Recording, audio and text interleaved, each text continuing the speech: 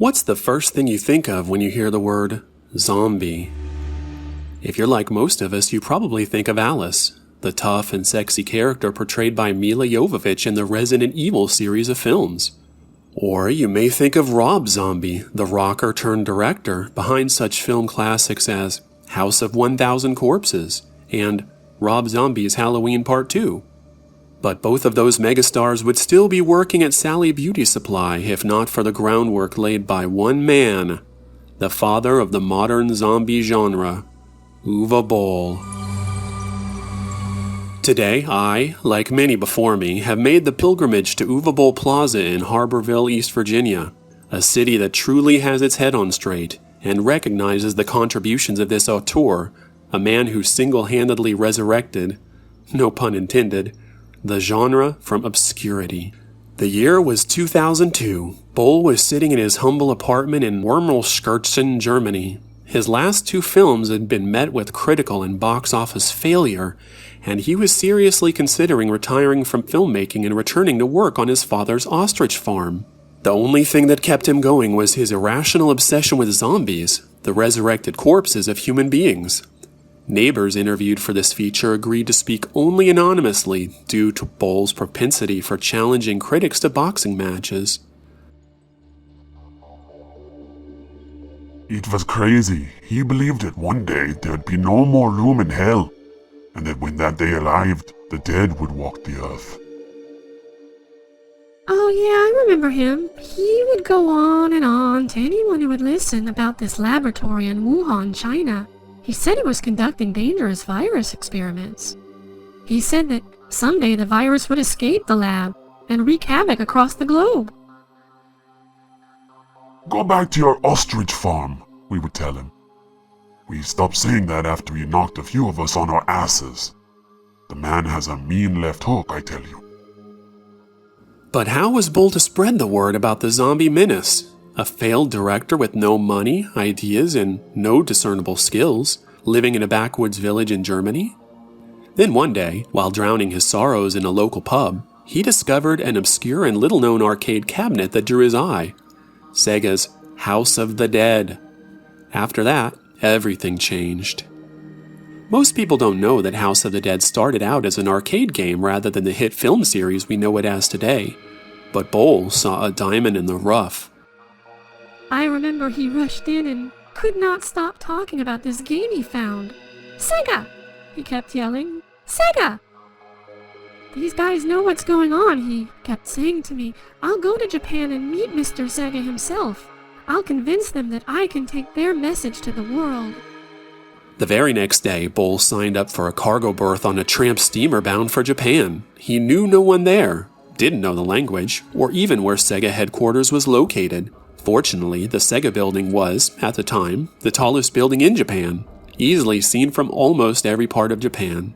He hailed the nearest rickshaw, and within a few short days arrived at Sega HQ. At the time, Sega was reeling from the financial failures of the Sega Nomad, the Sega CD, the Sega 32X, the Sega Saturn, and the Sega Dreamcast.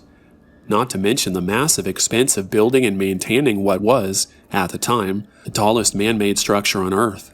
When the dirty and disheveled Boll brazenly barged in and requested a meeting with Mr. Sega himself, he was at first met with disbelief. However, at 5'8", Boll towered menacingly above all Sega employees, and his request was soon granted. The Sega executive board was doubtful. No one had ever made a successful zombie film before. But they needed the money. So, Sega traded the film rights to the House of the Dead to Boll for a stake in his father's ostrich farm, which immediately doubled their revenue for that year. Leveraging bizarre tax schemes, Boll was able to raise $9 million for the first House of the Dead feature film. He kept $5 million for himself, and the rest went to the actual production of the film. The first and only draft of the script was written by a homeless man Boll found sleeping in a bus terminal, and most of the dialogue was improvised by the cast. During pre-production, Sony Pictures caught wind of Boll's project and quickly licensed a competing zombie game franchise, Resident Evil, for their own film series. However, they quickly recognized that they could not possibly hope to compete with Boll in the field of zombies, so they changed the focus of their films from zombies to skinless dogs and other monsters, battled by a sexy woman doing Matrix-style martial arts, in a plot largely borrowed from Aliens and Mad Max. The first House of the Dead film was such a huge financial success that a sequel was quickly commissioned, but Boll opted not to participate. He knew that he'd said what he had to say, and the world had been successfully warned about the coming zombie menace. Never in it for the money, he quickly faded back into obscurity. But that was enough. Zombies were now ingrained in the world's consciousness. Spurred by the success of House of the Dead, George Romero wrote and directed his take on the zombie genre, Land of the Dead, then Diary of the Dead, then Survival of the Dead, all of which tanked. Realizing he could never hope to compete with Boll's zombie masterpiece, Romero retired from directing, and then eventually from being alive. Around the same time, a young Robert Kirkman was developing a comic book about a horde of anthropomorphic chinchillas. After seeing House of the Dead, the concept was quickly reworked, and the chinchillas replaced with zombies. The book was renamed The Walking Dead.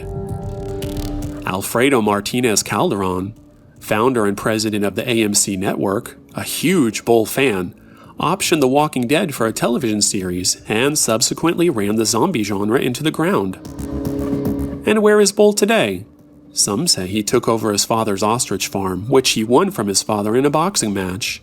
But others say he continues his work underground, using the profits he earned from the House of the Dead to fund virological research for that day, which is closer now than ever, when the dead shall indeed return and walk the earth.